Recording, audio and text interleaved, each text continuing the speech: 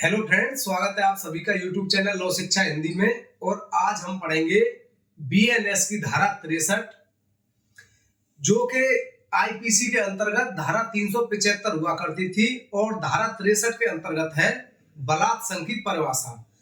बलात्संग के बारे में दंड की व्यवस्था अन्य धाराओं में है, 64, 65, 66, 67 इन धाराओं में है, बट इसकी जो परिभाषा है वो धारा 63 के अंतर्गत है और बहुत ही इंपॉर्टेंट धारा है। आइए समझते हैं बलात्संग की परिभाषा क्या है और इसमें कितने तत्वों की आवश्यकता होती है, क्या क्या होना अनिवार्य है। धारा 63 अध्याय 5 के अंतर्गत आती है और अध्याय 5 के अंतर्गत है महिला और बच्चों से संबंधित अपराध के विषय में। तो धारा 63 में बलात्संग की परिभाषा है। बलात्संग की परिभाषा कब पूर्ण मानी जाएगी कि कब बलात्कार हुआ है, इसके लिए 4 कंडीशन तो पेनिट्रेशन की हैं कि कब पेनिट्रेशन होगा और 7 कंडीशन है सम्मति के संबंध में। अगर व्यक्ति अपनी पत्नी के साथ में कोई संबंध बना रहा है तो इसका मतलब क्या हो गया कि वो बलात्कार तो माना नहीं जाएगा। तो उसके लिए अलग से 7 कंडीशन है सम्मति के बारे में। और जो पेनिट्रेशन के संबंध में है कि हाँ संबंध बने हैं, उनके बारे में 4 कंडीशन है। तो उन कंडीशन को समझते हैं। आइए देखते हैं धारा 63 को विस्तार पूर्वक।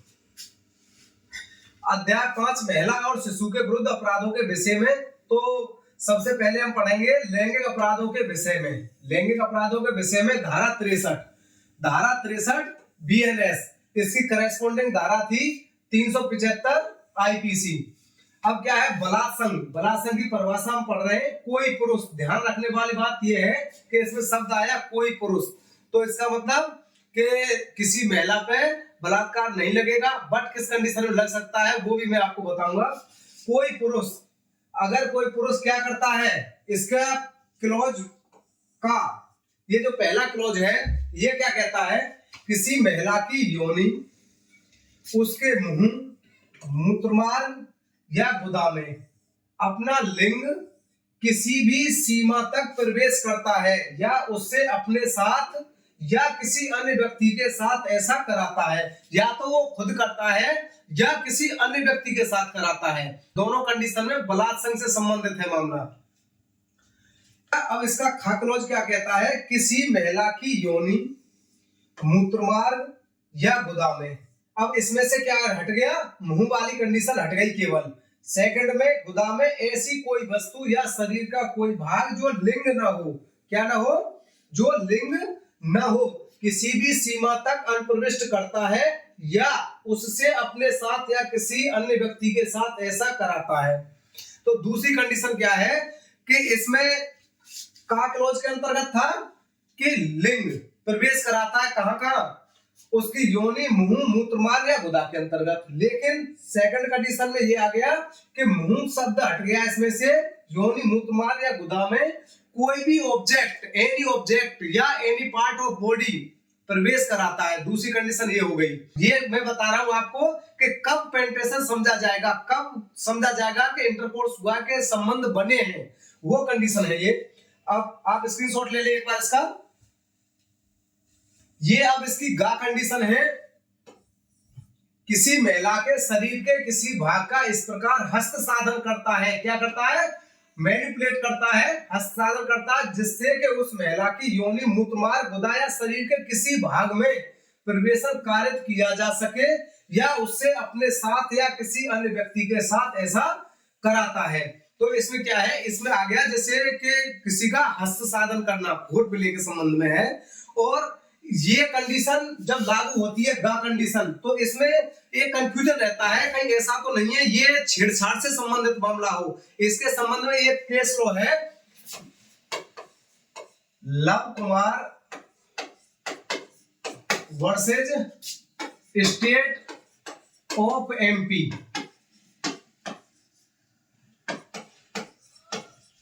इसमें ये केस लो है, बड़ा इंपॉर्टेंट केस लो है, 2014 का केस लो है ये। तो इसमें क्या था कि एक महिला के क्या है कि एक व्यक्ति ने बूब्स पकड़ करके मरोड़ दिए। अब मरोड़ने के बाद में कंडीशन ये ही आई, तो उसमें ये देखा गया कि उस महिला के साथ में ऐसा तो किया गया है, उसके बूब्स को मरोड़ा गया है, बट उसकी कंडीशन ये नहीं थी कि उस महिला के वो व्यक्ति उसके योनि मूत्रमार्ग या गुदा में या शरीर के किसी भाग में प्रवेशन कार्य कराना चाहता था, ऐसी कंडीशन नहीं आई। तो इसमें कौन सी धारा लगी थी उस समय पे? 354(1) ये कंडीशन आई थी। 354(1) के अंतर्गत क्या है? शारीरिक स्पर्श या अंग क्रिया करना लज्जा भंग करने के आशय से। तो 354(1) के अंतर्गत आया था, इसको 376 श्रेणी में नहीं लिया गया था, क्योंकि इसकी पूर्व धारा कौन सी थी बलात्कार के संबंध में? 376 थी। तो ये इस परिभाषा के संबंध में लव कुमार का बड़ा अच्छा केस लो है ये। अब इसकी कंडीशन आ गई, किसी महिला की योनि गुदा मूत्र मार्ग पर अपना मुंह लगाता है। इसमें क्या आया? या उससे अपने साथ या किसी अन्य व्यक्ति के साथ ऐसा करता है। तो इसके संबंध में क्या आ गया कि इन तीनों जगहों पर योनि गुदा या मूत्र मार्ग पर अपना मुंह लगाता है। तो ये अगर कंडीशन, चारों कंडीशन अगर होती है, सबसे पहली कंडीशन आ गई लिंग प्रवेश करता है, दूसरी कंडीशन आ गई उसी जगह पे एनी ऑब्जेक्ट, सिर्फ मुंह को छोड़ करके एनी ऑब्जेक्ट प्रवेश करता है या एनी बॉडी पार्ट प्रवेश करता है, तीसरी कंडीशन आ गई कि इस प्रकार से हस्त साधन करता है जिससे उसके साथ में संबंध बनाए जा सके, और चौथी कंडीशन आ गई योनि गुदा मूत्र मार्ग पर अपना मुंह लगाता है। तो ये चार कंडीशन सिद्ध करेंगी, इनसे संबंध बने हैं। अब इसके अलावा अब संबंध कोई व्यक्ति अपनी पत्नी के साथ में भी बना सकता है, तो क्या उसको बलात्कार लग जाएगा? नहीं। वो सम्मति के बारे में, अगर कोई बालिग लड़की है और वो किसी के साथ संबंध बनाती है, तब वो अपराधी श्रेणी में नहीं आएगा, उसको बलात्कार की श्रेणी में नहीं आएगा। क्यों? क्योंकि उसकी सम्मति थी। अब सम्मति के बारे में 7 कंडीशन है कि सम्मति कब मान्य होगी और कब मान्य नहीं होगी। तो एक बार आप इसका स्क्रीनशॉट ले ले, फिर मैं आगे बढ़ाता हूं। अब इसकी जो 7 कंडीशन सम्मति के संबंध में है, ये पूरी क्या है? सम्मति के संबंध में। सम्मति कब मान्य होगी, कब मान्य नहीं होगी। तो सबसे पहले कंडीशन क्या है? उस महिला की इच्छा के विरुद्ध। ये क्या हो गया? बिल के संबंध में आ गया। क्या उसकी बिलिंग है ऐसी? तो और दूसरी कंडीशन क्या आ गई? दूसरी आ गई उस महिला की सम्मति के बिना। अब अगर उसकी कंसेंट, अब ये कंसेंट के संबंध में चल रहा है कि सम्मति के संबंध में। अब बात ये आई कि इच्छा और सम्मति में क्या अंतर हो गया जी? तो इच्छा और सम्मति में अंतर हो गया। इच्छा में है कि महिला खुद कह रही है, उसकी इच्छा है संबंध बनाने की, और सम्मति के संबंध में कि कोई भी पुरुष उससे पूछता है और वो अपनी सम्मति दे देती है, तो ये सम्मति हो गई। तो क्या है कि उसकी इच्छा के विरुद्ध या उस महिला की सम्मति के बिना।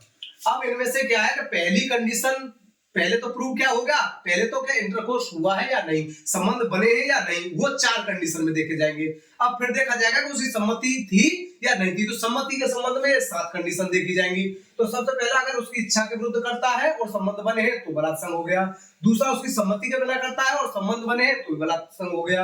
अब तीसरी कंडीशन क्या कहती है? तीसरी कंडीशन समझेंगे, उस महिला की सम्मति से जब उसकी सम्मति उसे या ऐसे किसी व्यक्ति को जिससे वह हितबद्ध है, हितबद्ध से मतलब कोई रिलेटिव है, मृत्यु या उपपत्ति के भय में डालकर अभिप्राप्त की गई है। अगर किसी महिला से सम्मति इस प्रकार से प्राप्त कर ली गई है, कोई पुरुष है, उसने कहा कि मैं तेरे भाई को मार दूंगा या तुझे मार दूंगा, तो उसे उपपत्ति का भय दिखाया और उसके साथ में संबंध बनाए, या उससे उपपत्ति का भय दिखा के सम्मति ली गई, तो वो भी सम्मति मान्य नहीं होगी। उस कंडीशन में भी बलात्कार की परिभाषा के अंतर्गत आएगा। तो ये तीसरी कंडीशन थी। अब चौथी कंडीशन क्या कहती है?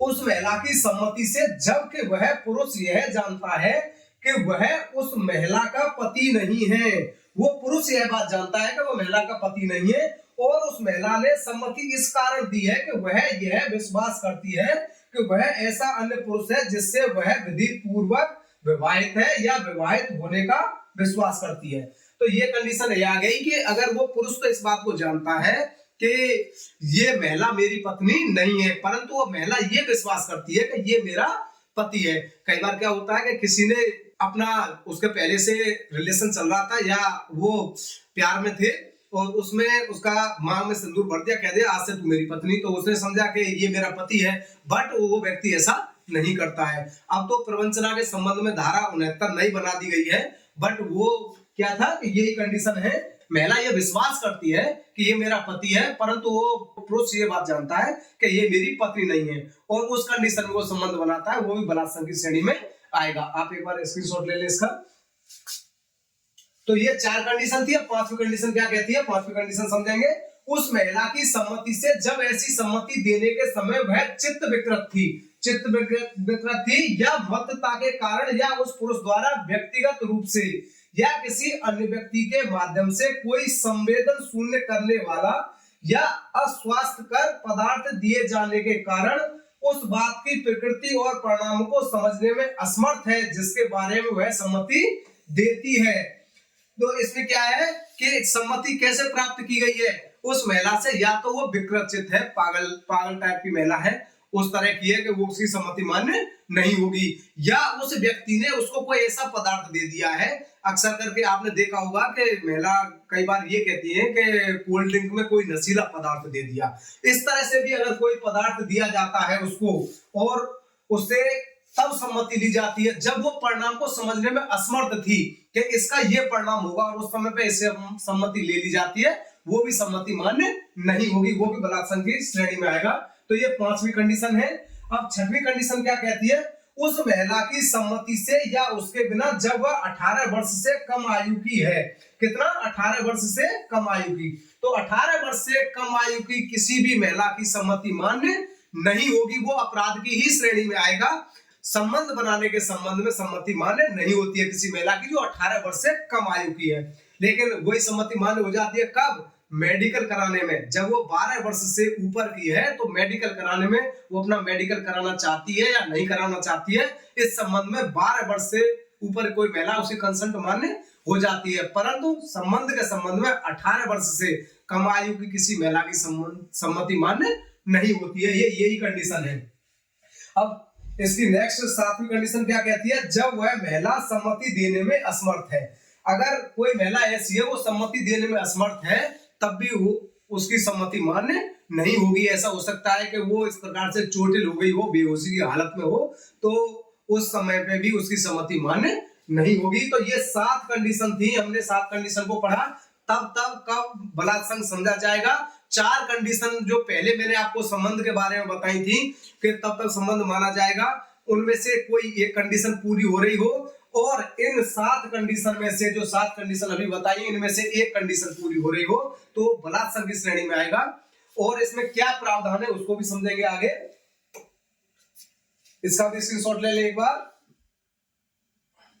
इसमें स्पष्टीकरण दिए गए हैं, इन स्पष्टीकरण को समझते हैं। स्पष्टीकरण फर्स्ट क्या कहता है, इस धारा के प्रयोजनों के लिए योनि के अंतर्गत बृहत प्रकोष्ठ भी है, मतलब उसके बृहत प्रकोष्ठ है वो भी उसके अंतर्गत शामिल है।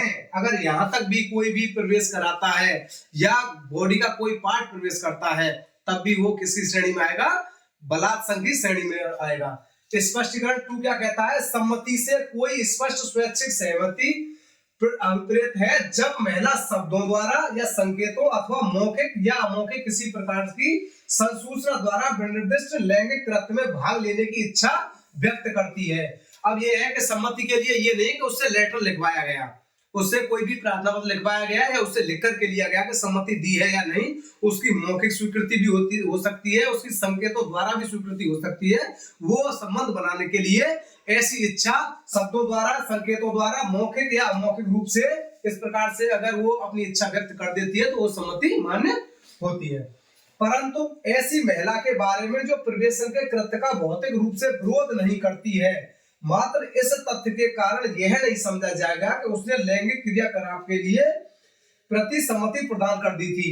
अगर ये नहीं माना जाएगा कि उसने विरोध नहीं किया था, उसने विरोध नहीं किया। अब जो बेहोशी की हालत में है महिला तो वो क्या विरोध करेगी, उसे पता ही नहीं है कि क्या हो रहा है, वो उसके परिणाम को समझने में ही असमर्थ है। तो भौतिक अगर विरोध नहीं किया है तो ये नहीं माना जाएगा कि उसने सम्मति दे दी थी। तो ये इसके परंतु के अंतर्गत है। एक बार स्क्रीनशॉट इसका भी ले लें। इसके 2 अपवाद दिए गए हैं। अपवाद 1 क्या कहता है, किसी चिकित्सकीय प्रक्रिया या अंत प्रवेशन से बलात्संग घटित नहीं होगा। अगर कोई भी चिकित्सक है और वो जब चिकित्सीय क्रिया कर रहा है, कोई भी प्रक्रिया कर रहा है तो उसे बलात्संग की श्रेणी में नहीं लाया जाएगा। कोई ऑब्जेक्ट प्रवेश कराया था या उससे मतलब ये उंगली प्रवेश कराई थी या कोई भी कंडीशन हो सकती है, तो उस जो चिकित्सीय प्रक्रिया के अंतर्गत है वो किसमें नहीं आएगा, बलात्संग की श्रेणी के अंतर्गत नहीं आएगा। और दूसरी कंडीशन क्या है इसका, अपवाद 2 क्या कहता है, किसी पुरुष द्वारा अपनी पत्नी के साथ मैथुन या लैंगिक बलात्संग नहीं है यदि पत्नी 18 वर्ष से कम आयु की नहीं है। क्या दिया गया? 18 वर्ष से कम आयु की नहीं है। अगर कोई पुरुष अपनी पत्नी के साथ में संबंध बनाता है जो 18 वर्ष से ऊपर की है तो वो बलात्संग की श्रेणी में नहीं आएगा, चाहे उसकी इच्छा थी या नहीं थी। पत्नी के संबंध में बलात्संग की श्रेणी में नहीं आएगा, बशर्ते कि उसकी पत्नी की आयु 18 वर्ष से ऊपर होनी चाहिए। 18 वर्ष से अगर नीचे की आयु है तो पोक्सो के अंतर्गत भी वो अपराधी श्रेणी में आ जाएगा। और इसमें काफी विवाद था क्योंकि ये आईपीसी के अंतर्गत 15 वर्ष दे रखा था, जो 18 वर्ष दिया है यहीं पर 15 वर्ष दे रखा था। और 15 वर्ष की श्रेणी के अंतर्गत क्या था? 15 वर्ष की श्रेणी के अंतर्गत पोक्सो के अंतर्गत अपराध था। क्यों? पोक्सो के अंतर्गत महिला की आयु 18 वर्ष मानी गई थी और इसमें 15 वर्ष मानी गई थी, तो दोनों में आपस में विभेद था। लेकिन बीएनएस के अंतर्गत ऐसा नहीं है, बीएनएस के अंतर्गत इसको भी 18 वर्ष कर दिया गया है। तो ये थी हमारी बलात्संग के संबंध में धारा 63 बीएनएस। अगर धारा आपको समझ में आई हो और वीडियो पसंद आया हो तो चैनल को लाइक करें, सब्सक्राइब करें। Thank you.